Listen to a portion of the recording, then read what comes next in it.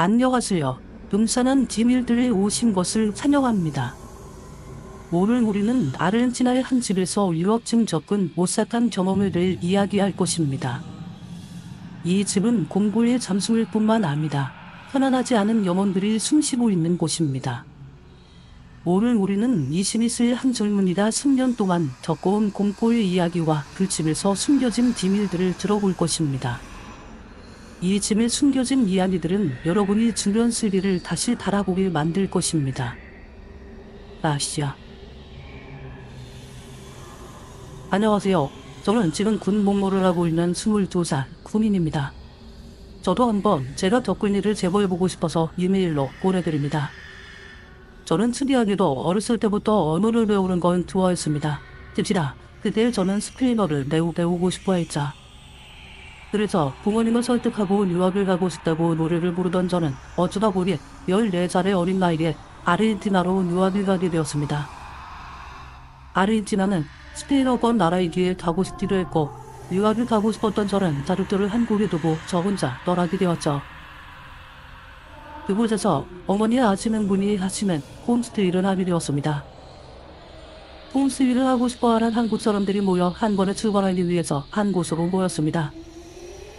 A팀과 B팀으로 나뉘어 있는데 A팀은 이미 6달 전에 잘 떠 사람들이고 처음 이곳에 가는 저희는 B팀이 되어 출발을 했죠. 저와 함께 가던 사람들은 거의 다 어린 친구들이었고 대부분 중학생, 고등학생들이었습니다.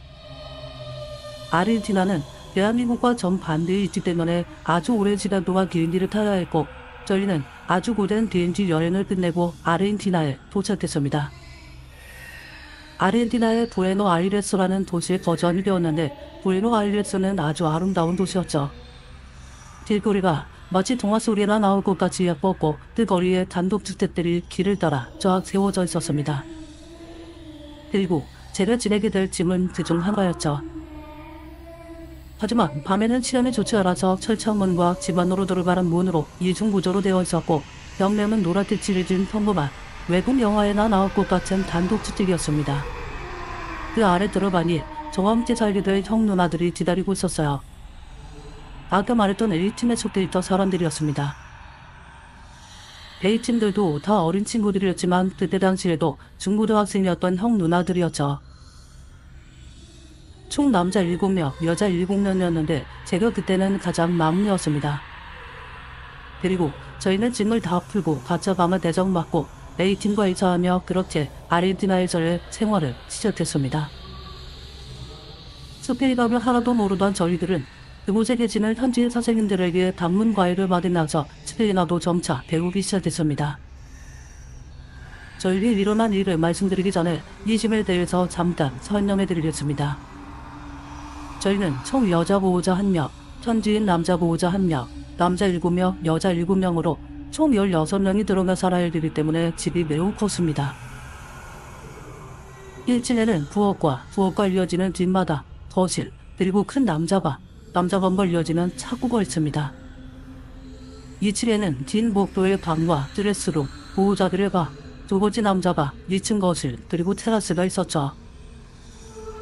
직접 가보면 정말 우거했습니다. 16명이 살아도 집이 전혀 적게 느껴지지 않을 정도였죠. 그렇게 아르헨티나에서 적은내 살아가며 4개월이 되어갈 때쯤이었습니다. 저는 2층 남자방에서 저를 포함해 총 4명이서 잠을 자고 있었고 저는 구석 쪽에서 잠을 자고 있었습니다. 구석에서 얼렁꾸러 누워 일말을 덜게 되고 평소처럼 잠을 자고 있을 때였죠. 근데 가위를 평소에 잘 눌리지 않았던 저는 그날 새벽에 깼는데 몸이 움직이지를 않았습니다. 가위에 눌린 거였죠. 사실 가위는 몇 번 눌려봤기 때문에 그냥 아무렇지 않게 잠이 눌렸구나 라고 생각하며 눈을 뜨려고 했습니다. 하지만 이상하게도 눈을 뜨려고 노력하는데 잘 떠지지가 않더라고요. 결국에는 눈을 떴는데 제가 이마에 벽을 대고 자고 있었다고 말했죠. 그런데 제가 눈을 떠보니 제 이마는 벽이 아니라 금발 머리를 한 피범벅이 되어 있는 여자아이와 이마를 맞대고 있는 겁니다. 사실 그때 어린 나이였던 저는 당장이라도 눈물이 흐를 것 같았고 소리를 지르고 싶었습니다. 하지만 저희는 풀리지 않고 눈도 감아지지 않는 저는 얼굴이 트범벅인 소녀와 모초가량 눈을 마주치고 있다가 젖 먹던 힘까지 쏟아 눈을 질끈 감고 며칠 뒤에 다리가 풀렸습니다. 그 소녀는 사라졌지만 저는 엎드리던 덩을 띄워서 도저히 무서워서 저리에서 못 자리다며 형과 자리를 바꿔서 잠들었습니다. 그 지역은 정말 지금도 잊히지가 않습니다. 하지만 그렇게 그 다리에 눌린 것도 잊혀지고 있을 때였습니다. 홈스테이를 하는 저희들은 한 달에 한 번씩 주말마다 밤에 몰아서 맛있는 음식을 먹고 이야기하며 영화를 보는 시간을 만들어 친목을 다지는 날이 있었습니다. 그렇게 그날 다 함께 모여서 이야기를 나누고 있었죠. 그런데 미친 여자방에서 생활하던 누나가 자신이 드레스룸에서 자고 있는데 대뜸 자다가 깼더니 거울에 비친 귀신은 봤다고 하는 겁니다. 여자방이 1층에 하나밖에 없는 이유는 2층의 여자방이 매우 크기 때문입니다. 매우 크고 드레스룸까지 붙어 있어서 여자들은 같이 드레스룸에서 자기도 하고 드레스룸에서 많이 논다고 하더랍니다. 그 누나가 드레스룸에서 잠을 자는데 불이 꺼진 드레스룸의 아주 큰 거울에 어떤 여자 한 명을 봤다고 얘기를 하는 거였죠. 다른 사람이 어떻게 생겼냐고 물으니 금발 머리에 어린 소녀였던 것 같다고 말하는 걸 듣고 그때 생각이 나서 온몸에 소름이 돋기 시작했습니다. 그래서 저도 그 자리에서 나도 봤어. 그 금발 여자애. 라고 잘못하게 말을 꺼냈고 이 이야기를 듣고 있던 형 누나들은 저희 말을 믿지 않고 장난으로 받아들였습니다. 그래서 저는 그날 제가 장위에 눌린 이야기를 해줬죠. 그러자 거리 있던 형 누나들도 모두 깜짝 놀라며 다들 점점 조용해지기 시작했고 그 순간은 정말 분위기가 싸늘해졌습니다. 저도 정말 무서웠습니다. 밤에 누웠을 때 봤던 귀신과 그 누나가 드레스룸에서 목격한 귀신이 동일 인물이라고 생각이 들었거든요. 그 이후부터 제가 사는 그 집에서 이상한 일들이 일어나기 시작했습니다. 정말 공포 영화에나 나올 법한 일이 저한테 벌어질 줄은 상상도 못했죠. 제가 1층에 남자방이 있다고 말했는데 그 방의 한쪽 벽면에는 아주 커다란 미닫이물이 달려있는 북박이장이 있습니다. 그 북박이장의 물은 너무 크고 무거워서 두 손으로 힘을 실어 당겨야 하는 물이었습니다. 게다가 얼마나 깊은지 저희가 갖고 온 작은 캐리어들은 그 북박이장 아래칸에 아주 깊숙이 넣어놨죠. 제가 갖고 온 캐리어도 그 북박이장 안에 들어가 있었는데 제 캐리어는 다른 사람의 캐리어보다 훨씬 안쪽에 들어가 있었습니다. 제가 찾는 물건이 그 캐리어에 있나 찾아보려고 캐리어를 꺼내기 위해서 몸을 숙여 북박이장 안으로 몸을 넣었습니다. 허리까지 들어간 상태로 캐리어를 꺼내고 있었는데 갑자기 그 북박이장 물이 옆으로 스르르 밀리나 저희 허리에 툭 걸리는 겁니다. 저는 몸의 절반이 북박이장 안에 들어가 있을 정도로 깊게 들어가 있어서 누가 밀었는지는 보지 못했지만 형이나 누나들이 장난을 치고 있을 거라고 생각했습니다. 제가 북박이장 안에서 장난치지 말라고 소리를 쳤는데 캐리어를 꺼내고 뒤를 돌아보니 아무도 없는 겁니다. 그래서 부엌으로 내려가 보호자 불길 형 누나들 다 어디 갔냐고 묻었습니다. 그랬더니 애들 다 장보러 갔는데 왜 너는 안 떠나갔냐고 제가 저에게 물어보는 겁니다. 그럼 그 무거운 물을 밀리에 대체 누구인지 싶다가 몸에 소름이 돋더군요. 또 한 번은 제가 그 1층 남자반에서 잠을 자고 있을 때였습니다. 그때는 겨울방학 시즌이라서 집에서 낮잠을 자고 있었습니다. 오후 2시쯤 잠이 들어서 그렇게 낮잠을 자고 있을 때쯤 성성성 아주 크게 문을 두드리는 소리에 잠이 깼습니다. 그때는 겨울이다. 해가 빨리 져서 어두워지고 게다가 암막 구층까지 쳐놔서 아무것도 보이지 않았죠. 아마 저녁 6시나 7시가 됐던 것 같아요. 저는 그 문을 두드리는 소리에 소리가 나는 쪽을 바라보니 1층 남자방과 연결된 차고에서 두드리는 소리였습니다. 제가 1층 남자방과 차고를 연결되어 있다고 말했던 거 기억하시나요? 저희는 차고를 거의 창고처럼 사용하고 있고 먼저 벌레도 많아서 그곳에 다들 잘 들어가지 않습니다. 근데 그곳에서 계속 누굴가 문을 두드리는 겁니다. 마치 사람을 살려달라고 두드리는 것처럼 미친 듯이 문을 두들겼습니다. 자다가 깨서 그 소리를 듣는데도 뭔가 이상하다라는 게 직감적으로 들었죠. 뭐랄까 조금이라도 움직이면 누굴가 그 차고에서 튀어나올 것 같았고 제발 누구라도 좋으니 다녀와서 불을 켜줬으면 좋겠다고 빌었습니다. 갈수록 차고에서 문을 두드리는 소리가 점점 커지기 시작하고 저는 이불 속에서 숨을 죽이고 눈을 감고 있었습니다.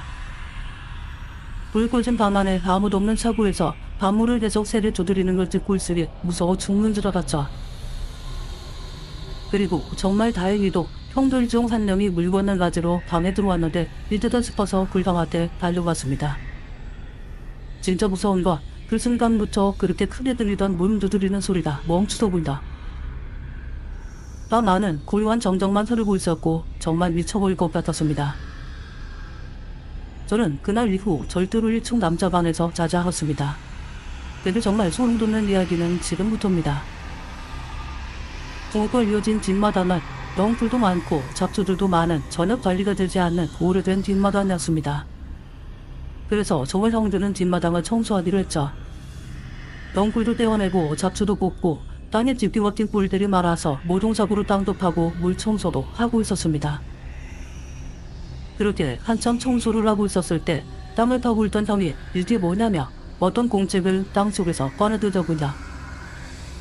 그 공책에 묻어있는 흙을 털어내고 자세히 살펴보기로 했죠. 공책의 종이는 다 썩고 빛에 바래진 것 같은 아주 오래된 책 같았습니다. 뭔가 되게 옛날에 쓰인 동화책 같은 느낌이었죠. 그 공책을 펼쳐보니 필기체로 쓴 스페인어가 뭐라 써져 있었는데 아직 스페인어를 잘 하지도 못하고 필기체를 읽지도 못했던 저희들은 제대로 해석하지 못했습니다. 그런데 계속 넘기다 보니 마치 어린아이가 쓴 그림 일기장 같았습니다. 한 장 한 장에 날짜와 그림이 그려져 있었고 도저히 뜻을 알 수가 없어서 과외 선생님에게 해석을 해달라고 부탁하기로 했죠. 선생님은 공책을 한 장 한 장 넘기며 읽으셨는데 넘길 때마다 점점 얼굴이 굳어지면서 전리에게 심각한 표정으로 물으셨습니다. 이 공책 어디서 났어요? 라고 말씀하셨고 저희는 뒷마당에 묻혀 있었다고 얘기했죠.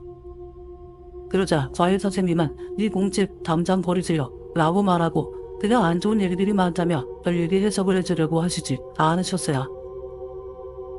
저희는 계속해서 선생님에게 알려가려고 했지만 끝내 찝찝함만 남긴 채 알려주지도 않고 집에 돌아가셨습니다. 하는 수 없이 해석은 못했지만 어느 순간 누가 버렸는지 공책은 사라지고 없었습니다. 이렇게 이곳에서 사는 3년 동안 별별 해프닝이 있었고 저는 한국으로 다시 돌아왔습니다. 한국에 와서 어머니께 들은 말로는 저희가 살았던 그 집은 현지인들은 아무도 사지 않아서 아주 싸게 나왔던 집이랍니다. 그리고 그 한 분인 보호자분은 아무것도 모르고 그 집을 싸게 구하시고 홈스테이로 운영하셨던 거였죠. 그렇게 생각하니까 저 혼자만의 퍼즐이 맞춰지는 것 같더라고요. 티범버리의 금발머리 소녀, 여자반의 드레스로 차고에 문 두드리는 소리, 뒷마당의 일기장. 금발머리의 소녀가 이 집에 살고 있다가 차고에 물이 잠겨서 사고로 죽은 것이 아닐까라고 생각해보고 그래서 차고에서 물을 두드리는 소리가 난 거고 그린 일기도 소녀의 것이라고 저만 생각합니다. 소녀는 지금도 그때의 기억이 생생하게 합니다.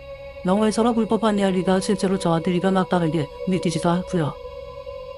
이렇게 해서 아르헨티나에서의 유학생이 소름 끼치는 점험 이야기가 마무리되었습니다.